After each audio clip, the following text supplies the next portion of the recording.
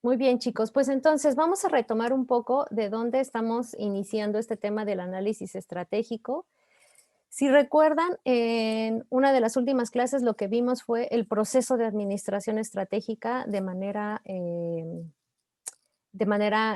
como la perspectiva amplia de lo que significa el proceso de administración estratégica. Entonces, para retomar, se trata de 3 fases que tiene este proceso, que es la fase de análisis, la fase de planificación y finalmente la fase de control.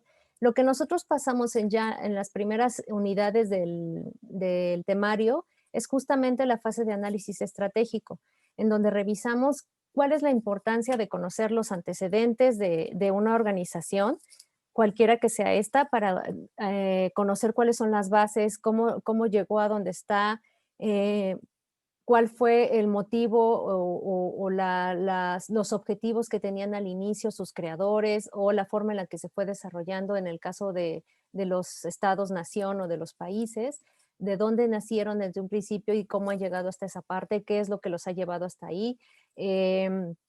Revisamos un poco acerca del análisis externo relativo al macroentorno, a todo lo que tiene que ver con estos elementos que están fuera del control de la organización, pero que finalmente impactan dentro de las decisiones, dentro de la estrategia, etcétera, que pueda tomar una organización. Y también vimos lo del análisis interno.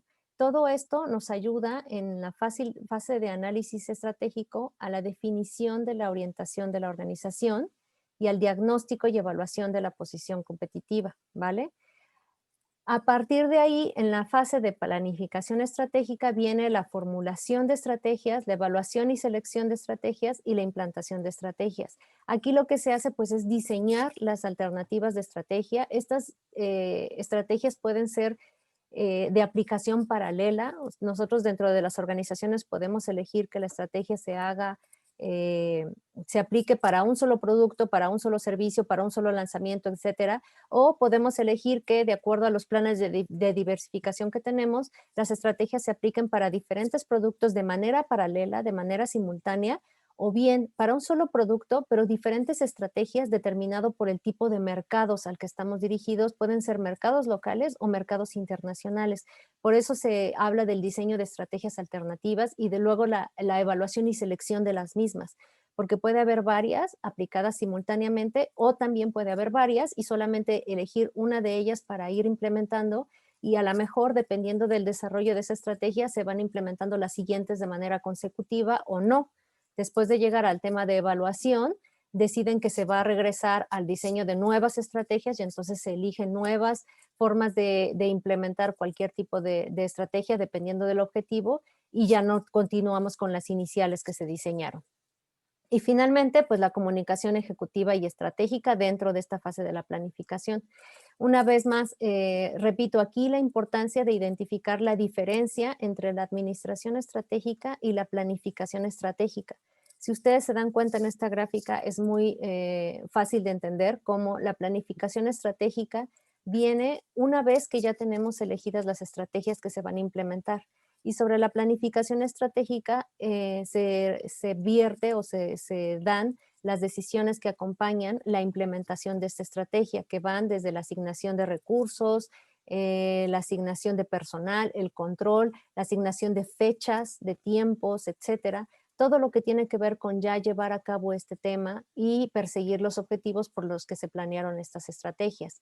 Y el proceso de administración estratégica es mucho más amplio, va desde cómo analizamos al principio la organización y a partir de ahí cómo se van diseñando las estrategias, la implementación, etcétera, y llega hasta el control, que es algo que no se tiene dentro de la planificación estratégica y vale la pena que se tenga siempre bien identificado porque en la comunicación o en el lenguaje administrativo suele confundirse o suele utilizarse como sinónimos y no es el caso, ¿vale? Y finalmente, en la fase de control, pues justo lo que estamos mencionando, el control estratégico que viene con la revisión y el control, que justo también es una de las unidades que vamos a tener en esta materia para revisar cuáles son las herramientas que tenemos para el control de las estrategias, ¿vale? Entonces, ahora lo que vamos a revisar dentro de esta parte, ya que retomamos esto, es cómo empezamos con la formulación de estrategias, que es lo que prácticamente viene dentro de la unidad 3 de nuestro temario. Y para esto Lo primero que tenemos que identificar es el análisis interno y externo de la organización. No confundamos con lo que ya venimos revisando acerca del PESTEL y de toda la información que viene en el macroentorno. El macroentorno, como lo mencioné anteriormente, son todas esas escenarios, todos esos puntos que nosotros identificamos que impactan dentro de la organización, pero sobre las cuales nosotros no tenemos ningún tipo de control y que vale la pena identificar porque se están dando en ese mercado, en ese país, en ese momento, etcétera. Lo que ahora corresponde al análisis interno y externo es cómo dentro de esas estrategias dentro de esos escenarios, nosotros podemos crear estrategias. Cómo, tomando en cuenta el análisis que pudimos haber realizado dentro de Pestel, ahora nosotros identificamos si dentro de ese análisis hay oportunidades o hay amenazas sobre las cuales nosotros tenemos que crear estrategias. Por eso es un tema diferente. El tema del PESTEL es identificar estos puntos y ahora el análisis interno y externo es sacar sobre de esos puntos un análisis y una formulación de estrategia. Entonces, identifiquemos primero a qué nos referimos con la conformación de los elementos de una estrategia. Vamos a poner como ejemplo que estamos hablando de una estrategia comercial para un solo producto. Esto es para delimitar cuáles son los elementos que nosotros estamos identificando alrededor de una estrategia, pero no necesariamente tienen que ser ni una estrategia comercial ni para un solo producto. Solamente lo estamos delimitando así para que en este caso nos sea más fácil empezar a identificar estos elementos, pero puede aplicar para cualquier tipo de estrategia política, económica, social, etcétera, y no necesariamente tiene que ser un producto, puede ser un servicio o puede ser un producto desarrollado o dentro de lo que puede ser una política de un país, un proyecto de ley, etcétera, y eso también incluye un elemento de estrategia, ¿vale? Entonces, primero, algo que impacta directamente con la estrategia son las estrategias funcionales que ayudan a construir capacidades y fortalezas competitivamente valiosas en el mercado. Se le llaman estrategias funcionales porque dependen de las funciones que se realizan al interior de la organización. Entonces, en este sentido, puede aplicar una o más de las que vamos a revisar. La estrategia de investigación, desarrollo y tecnología, que esto es dependiendo del tipo de organización del que estemos hablando, puede ser una organización sobre todo de desarrollo de tecnología, de software, de innovación, etcétera, en donde generalmente al tener un departamento enfocado en esta parte, se generan estrategias que van impulsando este tipo de actividades o de conformando una estrategia global que después tiene que ver con otro tipo de funciones, no necesariamente solo para la investigación y desarrollo de tecnología. Luego, la estrategia de cadena de suministro, cuando se tratan, por ejemplo, de empresas en donde su propuesta de valor o su punto de diferenciación pueden ir enfocados en el tema logístico, en donde la cadena de suministro forma un punto estratégico importante que puede desarrollar estrategias para esta parte de la organización. Estrategias de producción, cuando se trata de hacer algo con materiales diferentes, innovadores, más rápido, más barato, a eso se refiere con producción. Estrategias de mercadotecnia, la manera en la que ustedes desarrollan todo lo que tiene que ver con mercadotecnia, que no necesariamente estamos hablando de publicidad, sino de todo el desarrollo del marketing, marketing mix, como lo revisamos anteriormente. La estrategia de recursos humanos es de qué manera está organizada tu empresa, de qué manera se hace la selección de personal para el tema de este tipo de estrategias específicamente, etcétera. Y todas estas se pueden aplicar de forma paralela para el desarrollo de una estrategia o puede ser que dependiendo del tipo de objetivo que nosotros estamos buscando dentro de la organización, solo una, dos o tres de estas estrategias realmente se materialicen para lo que nosotros estamos buscando. Y finalmente, pues la estrategia financiera, que obviamente es algo que forma parte de todas las organizaciones y que es importante reconocer como parte de algo que nos ayudará al desarrollo de la ventaja competitiva que nosotros estamos buscando dentro de la organización. Puede ser el desarrollo de esa ventaja o el fortalecimiento en caso de que ya estamos hablando de una estrategia que perdure y que lo único que estamos buscando es una consolidación o un mantenimiento de esa estrategia. Ok, entonces estos elementos van a ir impactando también dentro de la estrategia, pero ya están por fuera de lo que nosotros estamos hablando como la organización. Entonces, por ejemplo, para construir la ventaja competitiva, lo que marca Michael Porter y que lo revisamos en lecturas anteriores es una de las estrategias para desarrollar una ventaja competitiva puede ser la diferenciación en costos, que tú ofrezcas algo más barato. O la diferenciación a través de una propuesta de valor diferente, a través de un valor, de una disrupción, de una innovación, o que vas enfocado directamente a un nicho. Entonces, eso habla de una ventaja competitiva. Otro elemento serían las acciones para vencer a los rivales. Podemos hablar de un mejor diseño de producción, una mejor calidad, o, por ejemplo, desarrollar una plataforma de comercio electrónico, un mejor servicio, algo que vaya enfocado con la identificación de qué es lo que están haciendo actualmente tus competidores y sobre de eso desarrollar la estrategia.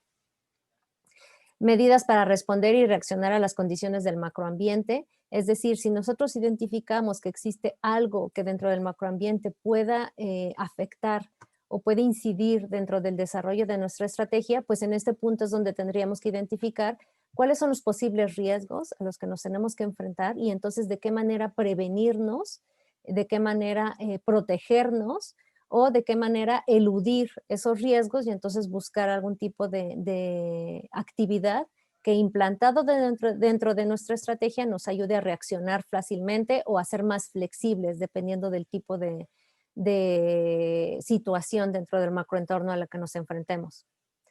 Alcance de la cobertura geográfica, es decir, la estrategia puede ser local, regional, nacional o internacional.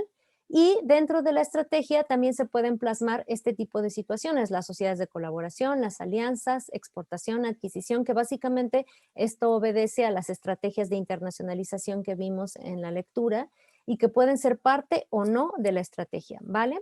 Entonces, de esto estamos hablando cuando nosotros estamos mencionando el tema de identificar los elementos de la estrategia. ¿Y por qué es importante? Porque algunos van en función de los elementos externos de la organización y otros van en función de los elementos internos de la misma. Entonces, en la medida en la que nosotros podamos reconocer esta parte, podemos evaluar cómo vamos a diseñar esa estrategia, siempre buscando o en función de lograr el objetivo que nosotros estemos planeando para esta estrategia. Entonces, dividimos el análisis en exterior y en interior. En el exterior, Porter sugiere que la formulación de una estrategia requiere evaluación de la industria, su atractivo y su contexto. Y en el interior es que el perfil de la empresa es el punto de partida para determinar en dónde se encuentra la compañía y hacia dónde dirigirse. Entonces, vamos a revisar estas herramientas que son para el análisis de la organización a nivel interior y a nivel exterior. No se asusten, no vamos a verlas todas el día de hoy, pero así es como está ya conformado el desarrollo de la clase y de esta unidad. Entonces, por eso lo van a ver así, pero nos lo vamos a llevar con más calma para realmente hacer análisis prácticos y que no nos quedemos nada más en la teoría y sobre todo para que no se vuelva una clase tan cansada y tan pesada, sino que también haya dinámicas y discusión, etcétera. Entonces, empezamos por el primero que es el FODA. El análisis FODA, que la mayoría de ustedes ya conoce, empezó, se publicó por primera vez en 1982 y habla de un marco conceptual para el análisis interior de la organización y el exterior de la misma. Ahora bien, nosotros como conocemos el FODA o como la mayoría lo interpreta, es simplemente enlistar una serie de características que nosotros podamos identificar de acuerdo a los acrónimos que forman el FODA. Las fortalezas, las oportunidades, las debilidades y las amenazas. Y sobre de eso identificamos cuáles son las características que atañen a cada una de ellas dependiendo de nuestra organización y eso es a donde generalmente llega el punto del FODA. Lo que yo estoy presentando en esta parte es realmente combinar esos factores y sobre de esa combinación tejer las estrategias que nosotros determinamos dependiendo de cada uno de los objetivos que vamos viendo dentro de la organización en la que apliquen este tipo de factores. Entonces, vamos a explicarnos. En este esquema que estoy presentándoles, voy a presentarles dos. Estas son propuestas que se tienen para esta técnica de combinación de factores de FODA. Estamos viendo por este lado los factores externos, que son las amenazas y las oportunidades, y de este lado los factores internos, las fortalezas y las debilidades. En la primer combinación, que son las debilidades y las amenazas, que podría ser como lo más difícil dentro de la organización, en donde hay más retos por cumplir para poder desarrollar una estrategia, a esto se le llama la estrategia de defensa. Aquí, ¿qué tendríamos que identificar? ¿Dónde están nuestras debilidades? Es decir, puede ser que no todas nuestras debilidades vayan relacionadas con las amenazas que nosotros estamos identificando en el análisis externo. ¿Y cómo podemos protegernos de prejuicios? Prejuicios que en este caso atañen al tema de mercado, de todo lo que nosotros estamos desarrollando y de cómo podrían impactar dependiendo de nuestras debilidades o de las amenazas que estamos viendo. Ahora bien, si estamos cruzando debilidades con oportunidades, se le llama en este caso la estrategia de conversión. Y aquí lo que tenemos que identificar es cómo podemos transformar las debilidades en fortalezas y cómo pueden surgir oportunidades de debilidades. Es decir, como estamos hablando de tener aquí oportunidades en las que podemos realmente buscar una manera de desarrollar nuestras debilidades y llevarlas hacia las fortalezas, entonces por eso es que nos da esta estrategia de conversión, el cómo transformar esta parte y realmente hacerlo una estrategia que valga la pena para la organización. Después pasamos a fortalezas con amenazas, que aquí es estrategia de neutralización. Identificar qué fortalezas podemos emplear para defendernos de amenazas y riesgos y a qué amenazas nos podemos enfrentar con qué fortalezas. Identificando si dentro de las amenazas que nosotros estamos viendo existe alguna forma en la que nuestras fortalezas sean contrarrestadas o podemos prevenir que esas amenazas realmente tengan un impacto.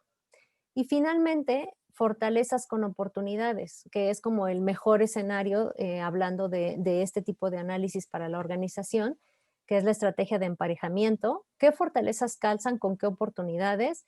Y qué fortalezas podemos utilizar para potenciar nuestras oportunidades y aprovecharlas al máximo. Esta es una segunda propuesta de cómo hacer esta combinación, que puede ser básicamente un complemento de esta primera que ya vimos, pero que también quiero mostrárselos porque está como un poco más desmenuzado, que es el tipo de análisis que nosotros hacemos. En oportunidades externas, ¿qué es lo que tenemos que considerar? Pues las condiciones económicas, actuales y futuras, cambios políticos y sociales, nuevos productos o nuevas tecnologías que pueden impactar dentro de nuestra industria. En las fortalezas, por ejemplo, una buena administración, eficiencia operativa, buena gestión financiera, buenas campañas de marketing, logros en tecnología. En debilidades, todas estas fortalezas, pasándolas a esta parte de debilidades, es decir, si hay una buena administración aquí, en debilidades sería mala administración, deficiente administración o una administración que necesita fortalecerse, deficiencia operativa para habilidades, mala gestión financiera, o sea, todo lo que nosotros identificamos acá, acá estaría como en un aspecto negativo. Y en amenazas, pues cualquier cosa que podría ser algo que impacte dentro de nuestra industria, en este caso carencia de energía, competidores a lo mejor muy agresivos o demasiados, aspectos económicos adversos, cambios políticos adversos, cambios sociales adversos. Y la combinación que plantean en este punto es, si nosotros estamos combinando oportunidades con fortalezas, que en este caso es el mejor de los escenarios, se le llama también el escenario maxi-maxi, y es unas fortalezas, usa fortalezas, perdón, para aprovechar oportunidades. En el escenario de oportunidades externas con debilidades, el escenario mini-maxi es la estrategia de desarrollo para superar las debilidades, es decir, mejorar con la finalidad de aprovechar las oportunidades. En amenazas externas junto con fortalezas es maxi mini y es el uso de fortalezas para enfrentar y evitar amenazas. Y finalmente, en amenazas externas con debilidades, estrategia mini mini o escenario mini mini es alianzas o tratar de liquidar un mercado en el que se es débil y a las amenazas. A esto, bueno, podemos traducirlo o podemos verlo de esta manera. En la primera parte, que son las oportunidades y las fortalezas, es aprovechar y potenciar lo que ya tenemos identificado y llevar las batallas del mercado a este lugar. Todo lo que nosotros tengamos que identificar como algo que pueda representar una batalla, llevarlo a este punto porque es donde tenemos nuestra mejor, donde estamos mejor parados. En esta parte de oportunidades y debilidades, a que nos obliga a convertirnos, a desarrollarnos o a fortalecernos dependiendo del tipo de habilidades que hayamos marcado en esta parte. En amenazas y fortalezas hablamos de neutralizar las fortalezas con aquello en lo que somos buenos, dependiendo del tipo de amenazas. Y finalmente, en debilidades y amenazas, defendernos, protegernos o eliminar, en este caso, si es que existe la posibilidad, ese mercado, ese producto, ese servicio, ese sector, etcétera, dependiendo del tipo de debilidades y amenazas que estamos identificando. ¿Hasta aquí hay alguna duda? No. No. Entonces, ¿qué es lo que tenemos que preguntarnos derivado de este tipo de análisis del FODA? ¿Qué capacidades competitivas necesitan fortalecerse de inmediato? ¿Es necesario contar con capacidades competitivas para que la empresa responda mejor a las condiciones emergentes de la industria? Por ejemplo, en este caso hablamos de amenazas o de algo que tiene que ver con el entorno externo. ¿Qué debilidades o deficiencias competitivas necesitan una corrección urgente? En el caso de cuando nos enfrentamos a debilidades con amenazas, ¿qué oportunidades comerciales deben tener la mayor prioridad en iniciativas de estrategia? Que esto es algo que vamos a ver mucho a lo largo del curso, chicos. Nosotros vamos a desarrollar, como ya lo revisamos anteriormente, diferentes tipos de estrategias o a evaluarlas o a diseñarlas o implementarlas, dependiendo de cuál es nuestro juego dentro de las organizaciones. Entonces, no necesariamente todas las estrategias se tienen que dar en paralelo y no necesariamente todas tienen que ir con la misma fuerza, con el mismo uso de recursos, sino va a depender de las prioridades que tenga la organización en ese momento. A eso se refiere con a qué tipo de estrategia darle mayor prioridad y a cuál no. ¿Qué oportunidades deben ignorarse? Al menos que por el momento, al menos por el momento, por ejemplo, en el caso de que existan oportunidades, pero que estemos con debilidades, bueno, pues no todas las debilidades tienen que transformarse y no todas las oportunidades deben de aprovecharse. Una vez más, esto depende del tipo de objetivos que tenga la empresa y por eso la importancia de lo que vimos la clase pasada de conocer la misión, visión y objetivos, porque fundado en eso es como nosotros podemos desarrollar las alternativas de estrategia. Y finalmente, ¿qué debe hacer la empresa para defenderse de las amenazas? Ahora bien, algo súper importante es identificar que el FODA tiene una fecha de caducidad. No todos los FODAs sirven para todo el tiempo, sino que se tienen que estar reestructurando constantemente dependiendo del tipo de organización. Hay organizaciones en donde los FODAs pueden durar más, hasta un año, dependiendo del tipo de objetivo sobre el cual se formaron, y hay FODAs que son prácticamente inmediatos, que se hace el desarrollo para una toma de decisión de ese momento y después se tiene que volver a evaluar nuevamente para saber de qué manera podemos evaluar las estrategias que ya están hechas o quitarlas por completo y volver a diseñar alguna nueva. Ricardo, tienes la mano levantada.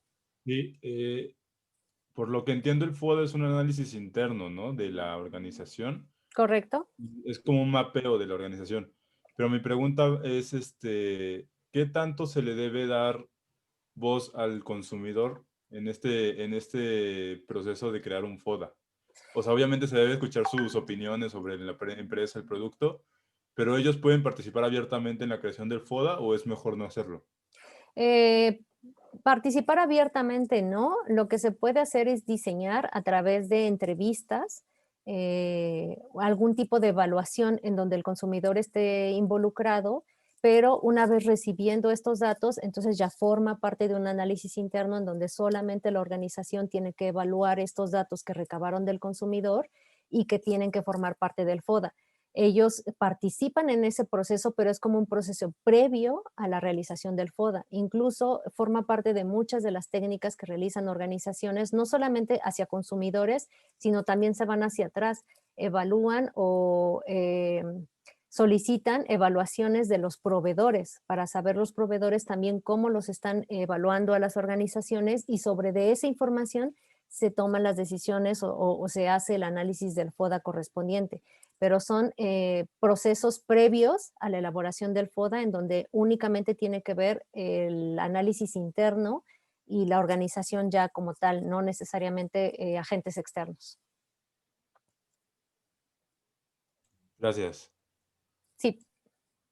¿Alguien más? Ok, chicos.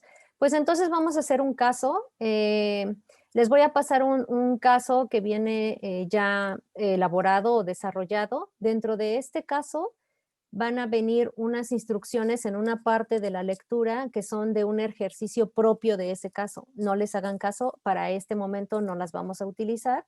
Simplemente lo que quiero es que vean el FODA que ya viene desarrollado en esa lectura y la lectura como tal que viene como los antecedentes y la información relativa a la empresa sobre el cual se hizo esta elaboración del FODA.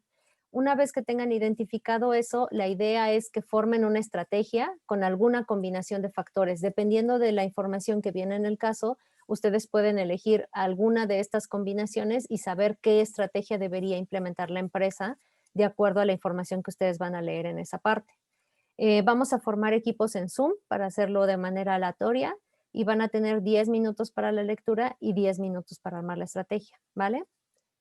Entonces vamos a, bueno, es importante decirles que esta dinámica va a contar como dinámica de Moodle, o sea, es decir, es como si ustedes ahora se hubieran conectado y tuvieran que realizar algún tipo de ejercicio dentro de Moodle, es la misma dinámica, solo que la vamos a hacer aquí en directo y lo que voy a hacer yo es que al final de la sesión voy a tomar nota de los equipos que se formaron, de las personas que se conectaron y sobre de eso haremos la calificación para esta actividad, ¿vale? Pues entonces continuamos. Vamos a hablar entonces de la técnica BRIO. La siguiente técnica se llama así porque van con unos acrónimos también que hablan sobre el valor, la rareza, la imitación y la organización.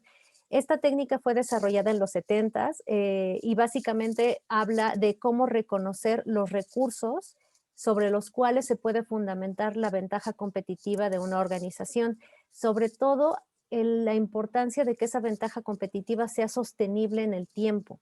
Es decir, que no necesariamente se trate de un spot, de un momento en el tiempo, en el mercado, en donde nuestro producto o nuestro servicio es el único que está en ese momento ofreciendo este tipo de valor y que después se pierda. Entonces, ¿cómo podemos identificar este tipo de elementos y a partir de ahí, entonces, generar estrategias para mantener estos valores o estos recursos y que a partir de ahí, entonces, podamos ser más competitivos? Entonces, ¿qué es lo que se tendría que analizar? Los recursos de la compañía son valiosos, estos recursos son raros. En este punto es importante especificar, como la técnica BRIO es estadounidense, aquí habla de el concepto rareza como rare, que nosotros lo tenemos que entender como algo extraño o diferente. En español, el tema de rareza o de raro se puede asociar más como algo negativo, pero en realidad se está buscando como algo que tenga una identificación propia y esa distinción nos lleve a generar una ventaja. Entonces, analicémoslo desde este punto de vista. Ahora bien, los recursos son valiosos y raros y los pueden imitar o copiar. Y finalmente, ¿la compañía está organizada por aprovechar estos recursos valiosos, raros e inimitables? ¿A qué nos referimos cuando hablamos de los recursos valiosos? En principio tendríamos que analizar todos los recursos en los que está orientado la organización, que pueden ser humanos, financieros, instalaciones, máquinas, habilidades, etcétera, de la compañía, y determinar si ellos son valiosos o pueden ser parte de nuestra ventaja competitiva. A eso se refiere con esta parte de valioso. Estos recursos permiten que la empresa explote oportunidades o contrarreste amenazas. Solo los recursos que añaden valor pueden llevarnos a una ventaja competitiva. Las capacidades que no añaden valor nos llevarán a la desventaja competitiva. Y finalmente estoy aquí planteando el primer ejemplo, que son las capacidades de diseño que tiene Apple.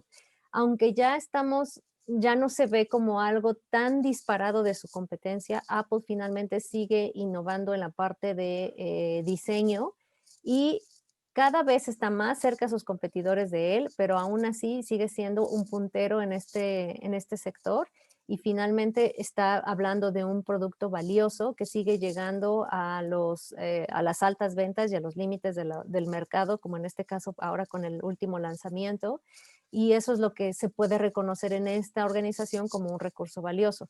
Pero también podemos hablar, por ejemplo, de algún terreno que tenga la organización. Por ejemplo, si el terreno está en Santa Fe, en este caso para ponerlo en términos de la Ciudad de México, a lo mejor de esa manera nosotros tenemos un recurso valioso porque al tener este terreno ya no tenemos que invertir en un nuevo edificio, en rentas costosas, etcétera. O si está el terreno en Cuautitlán Izcalli, entonces ya tenemos una forma de hacer una bodega y sabemos que ahí se genera mucho de las cadenas de suministro que va a todo el país y entonces eso se puede convertir en un recurso valioso. Instalaciones, si nuestras instalaciones son de vanguardia, si son instalaciones tecnológicamente más adaptables, si tienen, si son instalaciones que son susceptibles de recibir a cualquier tipo de personas, me refiero a personas con silla de ruedas, con discapacidad visual, etcétera. Diseño, si hay diseño incorporado en nuestro producto, en nuestro servicio, en nuestra imagen en general como organización, o por ejemplo los socios capitalistas, que esto puede ser directamente hablar de valor como valor financiero como tal. En cuanto a raros, recursos raros, estamos hablando de, existe algunos empleados que puedan ser más productivos que otros y que esa distinción nos lleve a una ventaja competitiva dentro de la organización y en este caso dentro del mercado. Podemos hablar de una herramienta o máquina exclusiva que tenemos, una patente, marca o secreto industrial. Aquí es importante identificar, no basta con tener recursos valiosos, que era lo que veíamos acá, sino también hay que preguntarnos qué tan raros, qué tan diferentes son, qué tan extraños para el mercado son, y eso puede atraer más a nuestros consumidores. Los recursos valiosos pero comunes te llevan a una paridad en el mercado, que a lo mejor estos recursos valiosos nos sirven durante un tiempo y después ya no, porque no entran también dentro de este tipo de sección, ¿no? de selección. Entonces aquí estoy poniendo el caso de Xerox, que Xerox en 1960 fue quien introdujo por primera vez las copiadoras, las fotocopiadoras en el mercado. Era la única marca que manejaba fotocopiadoras. Entonces ellos eran un recurso raro porque era el único que estaba en ese momento en el mundo.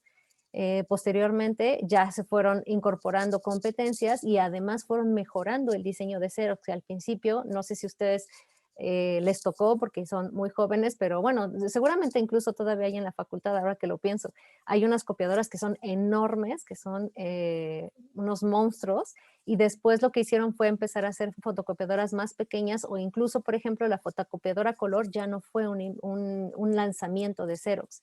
Entonces ahí fue perdiendo, pero inició como un recurso raro. Starbucks también en un inicio, iPod, cuando todavía no había competencia al respecto, el lanzamiento de un dispositivo que pudiera almacenar tantas canciones al mismo tiempo, pero además que pudiera hacer a través del Shuffle o del Genius, estas listas de reproducción automáticas a través de un algoritmo, eso también fue en su momento un recurso raro. Y por ejemplo, ahora hablando de los autos eléctricos y autónomos que está manejando Tesla, pues en este caso se está hablando de un recurso raro en ese punto. Inimitable. ¿Qué tan fácil es para nuestros competidores replicar el recurso que tenemos? Los recursos raros y valiosos pueden generar ventajas competitivas duraderas solo si no se pueden copiar, que es lo que les platicaba del caso de Xerox. Podemos tener recursos valiosos y después tener recursos raros, pero si pueden ser imitables, en cualquier momento va a llegar la competencia y va a empezar a generar a través de ellos entonces a quitarnos mercado de lo que nosotros ya tenemos identificado inicialmente. Aquí es importante mencionar, lo tangible es más sencillo de copiar, lo intangible, como el conocimiento aplicado, es mucho más difícil. La clave está en las personas o en los recursos humanos en este caso. Entonces aquí estoy poniendo como ejemplos blockchain, este proceso por medio del cual no necesariamente estamos hablando de transacciones financieras, pero también aplica. Pero también estamos hablando de un proceso que ayuda a encriptar todo tipo de datos a través de una cadena de bloques de información en donde no necesariamente incluso están involucrados autoridades y entonces eso permite que la información que esté ahí sea 100% segura y hasta ahorita es algo que no se ha podido imitar, ni siquiera en algunos casos han podido identificar bien a bien cómo funciona todo el proceso de blockchain. Entonces en estos momentos se trata de un recurso inimitable. Licencias, sobre todo licencias de software en este caso, pero en general licencias es más difícil saber cómo se desarrollan y después poder llevar a una imitación de ellas.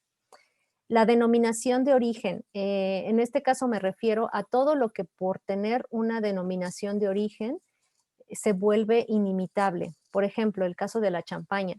El caso de la champaña tiene denominación de origen y eso quiere decir que solamente cierto tipo de cosecha de uva de cierta zona, en este caso de Champagne, Francia, bajo ciertos estándares de calidad se puede considerar como champaña y si no tiene ese sello o ese cumplimiento, entonces no puede llegar a ser champaña.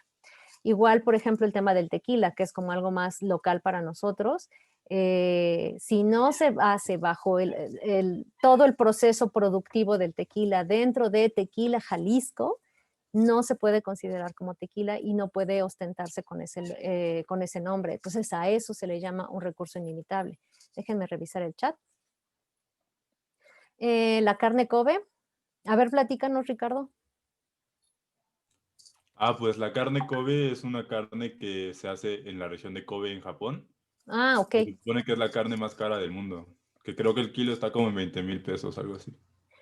Bueno, pues sí, no la conocía o no me Sí. sonaba, pero sí, sí, sí. O sea, cuando nosotros logramos identificar que hay recursos endémicos de una delimitación geográfica, podemos llegar a solicitar la denominación de origen. Es un trámite largo, tardado, que se hace además intersecretarial, tiene que ver la Secretaría de Economía, la Secretaría de Agricultura, en el caso de que se trate de algo referente con ese tema, y la Secretaría, me parece que, la Secretaría de Gobernación, etcétera.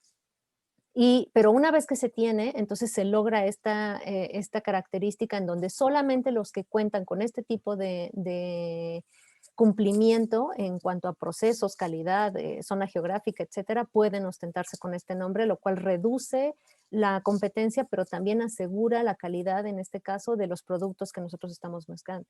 El mezcal también ya tiene denominación de origen, Lourdes, exacto, solamente que es más amplio. En el mezcal se reconocieron 7 estados y entonces el control de eso se vuelve con una amplitud más grande, pero sí, también tiene el mezcal, el cacao en Campeche, la vainilla de Tlacotalpan, hay varios Café ejemplos. Chiapas, El café de Chiapas, exacto, el de Veracruz, la Talavera.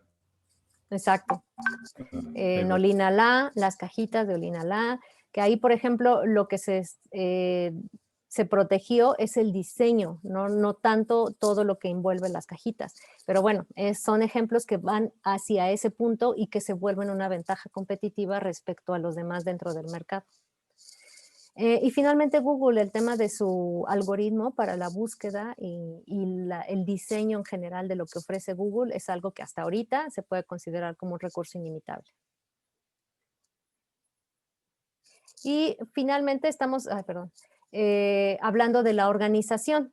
Aquí lo que plantea esta técnica es, si nosotros ya cumplimos con que hay recursos valiosos, raros e inimitables, pueden ser paralelos, el mismo producto tener los mismos, o la misma organización con diferentes productos tener estos mismos recursos, pero la organización como tal, y estamos hablando de la estructura jerárquica, de la composición de los equipos, de todo lo que tiene que ver con organización como tal, si no está desarrollada para aprovechar estos recursos que ya identificamos, igual no se va a convertir en una ventaja competitiva. Por eso es importante también generar este tipo de recursos y tenerlos listos para que sean compatibles con lo demás que estamos revisando.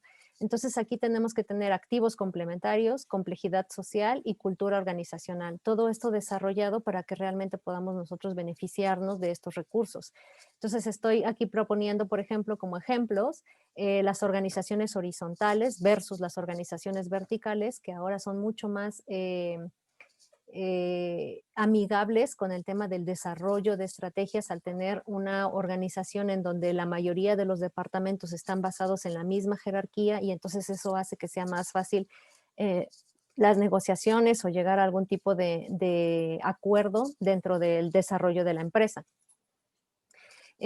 Por proyecto, cuando dentro de las organizaciones nosotros marcamos el tema de por proyecto, que es que se pueda desarrollar a través de un proyecto específico la conformación de un equipo y entonces ese equipo se encarga solamente del desarrollo de ese proyecto, ahí se puede también generar ventajas en donde no necesariamente tengas como organización, por ejemplo, que tener contratado siempre a todo el personal si nada más lo vas a hacer para ese tipo de proyecto.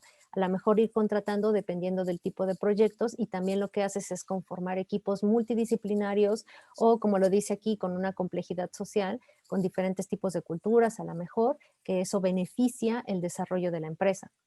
El home office también forma parte del tipo de organización. Ahora con la pandemia se ha exponenciado, pero antes de eso, muchas de las claves de las organizaciones para poder tener empleados fuera del país y no tener que constituirse legalmente en otros países con subsidiarias o filiales, era tener este tipo de estructuras de home office en donde tu empleado puede estar en otro país desarrollando y aportando dentro de la organización, pero no necesariamente algo que te cueste más caro a ti como organización.